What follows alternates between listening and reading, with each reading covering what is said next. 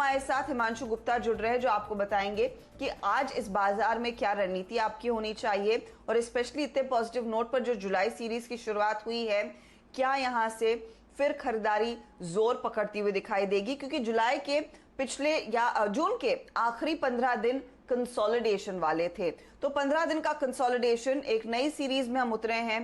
Himanshu, index पर trade क्या बन रहा है? आज के एक्सूबरेंस, आज के उत्साह को देखकर क्या आप तेजी की पोजीशन लेंगे? शुक्रिया आशिता जी, गुड आफ्टरनून। देखिए, मुझे लगता है कि सेटअप यहाँ पर पॉजिटिव है। पिछले काफी दिनों से हमने देखा कि दोनों ही इंडाइसेस में कंसोलिडेशन बनते हुए नजर आई थी। हालांकि मेरा मानना है कि निफ्टी में अभी भी 15,860, 15,880 ये एक छोटा सा एक हर्डल जोन है। आज के लिए मैं इस लेवल को क्लोजली वॉच करूंगा। अगर हम आखिरी 1 घंटे में 15,860 या 15,880 के ऊपर निकलने में कामयाब रहते हैं निफ्टी में, तो मेरा मानना है कि हम 16,000 तक के लेवल्स जरूर आने वाले हफ्ते में देख सकते हैं और मेरे लिए वो काफी पॉजिटिव क्लोज आज के लिए होगा। पर हर्षिता जी, उससे बेटर जो एक डेवलपमेंट आज के सेशन में मुझे नजर आ रही है वो है निफ्टी बैंक की स्ट्रेंथ। जिस हिसाब से 35,000 35,200 के ऊपर निफ्टी बैंक सस्टेन कर रहा है, इनफैक्ट 35,200 के ऊपर एक early inverted head and shoulder का ब्रेकआउट यहां पर होता हुआ नजर आ रहा है और 35,200 के ऊपर का क्लोज निफ्टी बैंक के लिए काफी पॉजिटिव होगा मेरी नजर में। तो मुझे लगता है कि ट्रेड यहां पर अगर दोनों ही इंडेक्स में अगर प्रेफरेंस ढूंढनी हो कोई, तो वो निफ्टी बैंक में होनी चाहिए।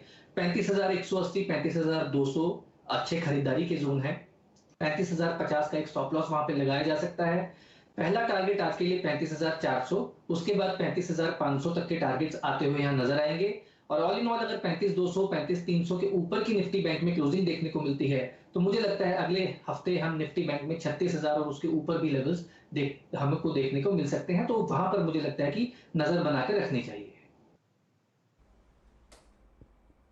तो 35,200 के ऊपर टिकना इंपॉर्टेंट है और 35,242 के लेवल्स इस समय देखे जा रहे हैं। टारगेट 36,000 का रहेगा, तो लॉन्ग की पोजीशन आप कैरी कर सकते हैं बेसिकली अगले हफ्ते में, अगर आप निफ्टी बैंक के ट्रेडर हैं।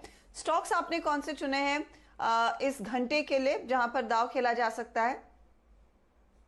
जी हर्षिता जी, तो पहला स्टॉक एक बैंकिंग स्टॉक है जो मुझे पसंद है। लगभग 1 महीने की कंसोलिडेशन के बाद हर्षिता जी, यहाँ पर एक प्राइवेट सेक्टर बैंक है जिसमें एक्सिस बैंक की मैं बात कर रहा हूँ, जिसमें एक अच्छा ब्रेकआउट आज के सेशन में नजर आया है। मुझे लगता है कि जिस हिसाब से चार्ट फॉर्मेशन है और जिस हिसाब से स्टॉक पोजीशनड है, यहाँ पर एक बड़ी मूव एक्सिस बैंक में आते हुए नजर आ सकती है।